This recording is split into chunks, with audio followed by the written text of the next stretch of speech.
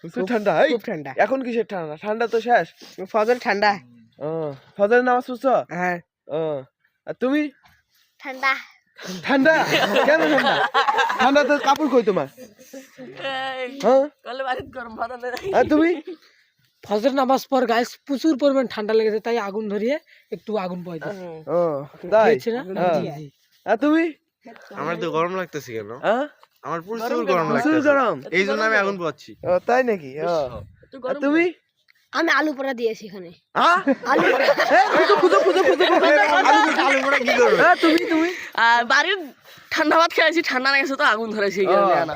ওই হ্যাঁ। রমজান এইখানে কে? আসসালামু আলাইকুম ওয়া রাহমাতুল্লাহি ওয়া ওয়ালাইকুম বারাকাতুহু। আসসালাম ওয়া রাহমাতুল্লাহ। আমরা মাহে রমজানে এসেছি।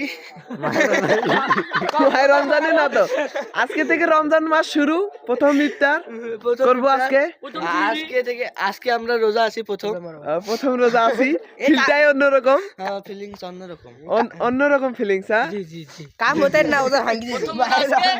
মাহে রমজানে এসেছি। রমজান মাসে আলু পোড়া দিয়ে কি করবে?